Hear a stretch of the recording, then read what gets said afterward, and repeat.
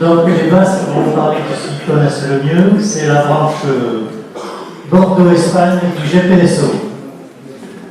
On peut y aller.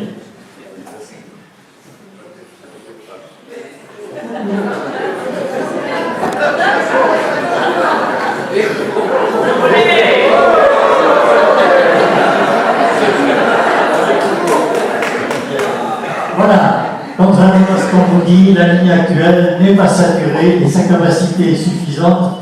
240 à 264 trains, 2 sens confondus. Et voilà les prévisions de RFF au moment du débat public. Ils nous prévoyaient en sortie de Bordeaux pour 2020 345 trains. Et nous sommes aujourd'hui en 2018 à 99 trains. Ils prévoyaient pour la traversée du Pays Basque pour 2020 240 trains. Ça, c'est l'extrait du débat public. Et en 2018, nous sommes à 50 trains, 25 par sens. Suivant. Le gain de temps est minime par rapport à une ligne modernisée. Avec la LGV, on nous promet Bordeaux-Dax en 50 minutes. Ben, vous voyez qu'avec une ligne modernisée, selon RFF, c'est ce qu'ils nous ont dit au débat public, avec une ligne modernisée, on fait Bordeaux-Dax à 50 minutes. Vous voyez le gain de temps, cherchez-le. Bordeaux-Bayonne, avec la LGV, 1h15. Eh bien, selon RFF, Bordeaux-Bayonne, avec une ligne modernisée, 1h19. On gagne 4 minutes. Et si vous faites le calcul de la minute gagnée, puisqu'on nous annonce un gain de temps de 20 minutes entre Bordeaux et Dax, ça nous fait 257 millions d'euros la minute gagnée.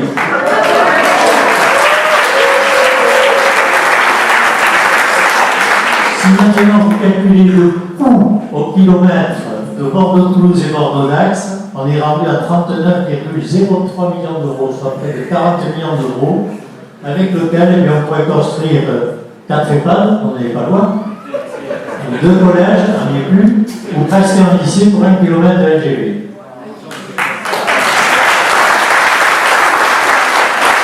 Les trafics, tout le monde le sait, elles sont surestimées. Même la Cour des comptes le disait en 2014, les projets de LGV ont surestimé les projections de fréquentation.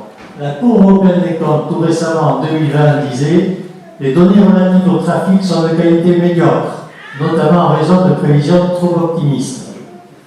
Alors on nous dit, enfin M. Rousset nous le dit, la LGV pour libérer la ligne existante pour le fret, bien sûr. Eh bien, si vous connaissez bien le projet, de Vitoria à Dax, la ligne est mixte. C'est-à-dire qu'elle admet les trains de voyageurs, dans les TGV, et les trains de marchandises. À proximité de Dax, les trains de fret devront emprunter la ligne existante vers Bordeaux parce qu'ils ne peuvent pas circuler sur la LGV.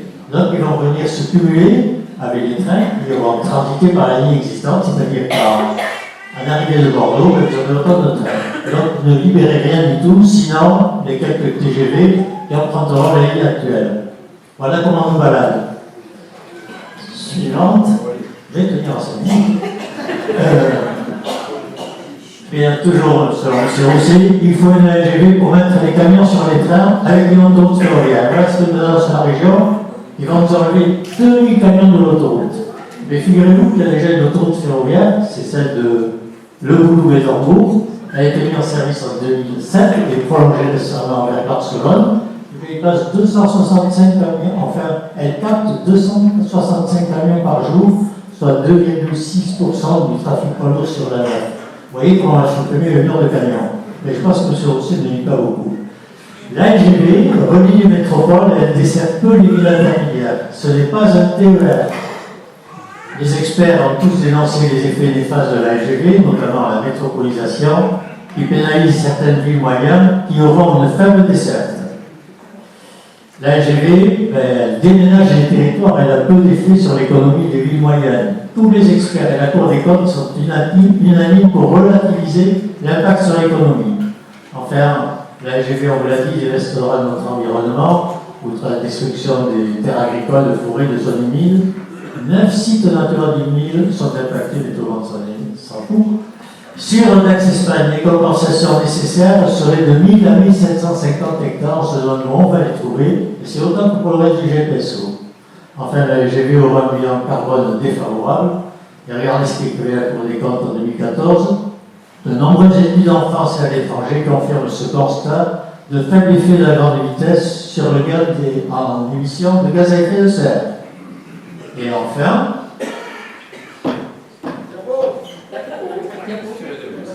vous n'avez rien d'autre. Ah, il n'y en a pas. Alors la dernière, c'est dommage parce qu'il y avait une très très belle photo.